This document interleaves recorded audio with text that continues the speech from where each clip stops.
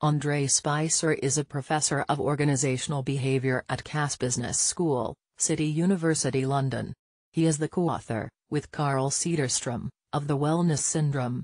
The opinions expressed in this commentary are solely those of the author. CNN on Thursday, Mark Zuckerberg popped up on Facebook Live. Just back from parental leave, he had lines under his eyes.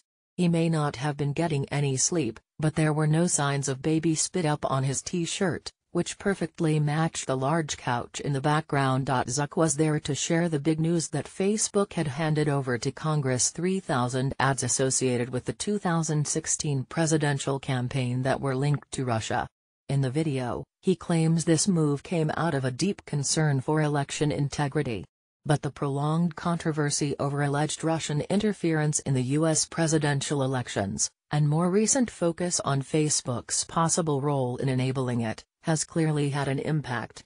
As Zuck said, it is a new challenge for Internet communities to have to deal with nation-states attempting to subvert elections, but if that's what we must do, then we are committed to rising to the occasion. Facebook's sudden willingness to hand over advertisements to Congress is part of slow change in how the tech giant relates to the government. In the past, it has dealt with government requests and pressure from regulators by appealing to Internet freedom. When that approach wore thin, it tried to baffle regulators and politicians with technical arguments. For instance, following allegations its newsfeed was biased, Zuck sought to explain the technical details of how it worked to Congress, undoubtedly confusing some.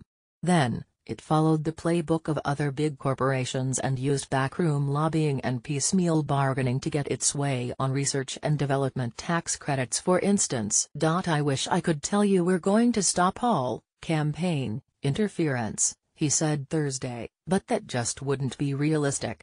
Zuck then went on to outline 9 things we're going to be working on over the next few months that would ensure electoral integrity. Facebook has also taken the step of voluntarily complying with the Federal Communications Commission requirements for political advertising on other forms of media, like television and radio.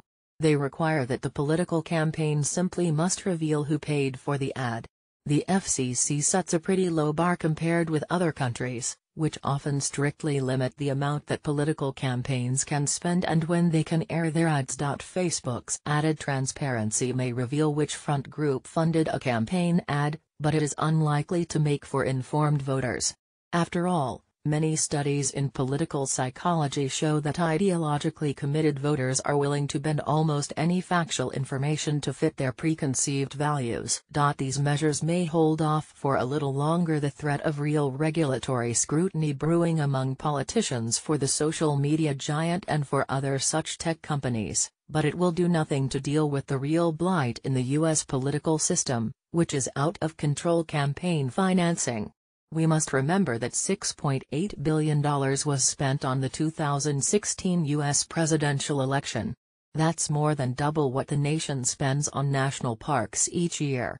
Spending on elections is growing rapidly, making political campaigning a lucrative market for Facebook. Some American citizens are outraged by a relatively small sum, about $100,000, being allegedly spent by Russian operatives buying Facebook ads. Yet, they seem to be relatively relaxed about the nearly $900 million that the Koch brothers spent during the 2016 election cycle, as just one example. Millions of dollars of other foreign money flowed into the U.S. election from other sources as well.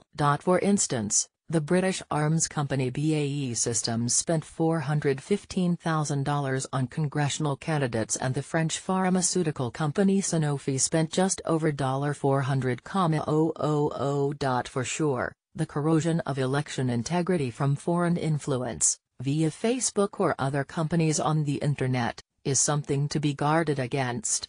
But the U.S. also needs to guard against corrosion of election integrity from within its own political system as well. For social media behemoths like Facebook to address the issue of election integrity, providing a touch of transparency is only the start. The next step for social media companies like Facebook would be to think about ways of breaking down people's ideological biases, which make them impervious to almost any actual information about elections, such as who paid for advertisements. But the most radical, and the most desperately needed step is to begin grappling with the much tougher issue of big money in elections. The U.S. government has shown it is completely unwilling to tackle the widely acknowledged problem of campaign financing. Sadly, it is also unlikely that social media companies will start asking Q.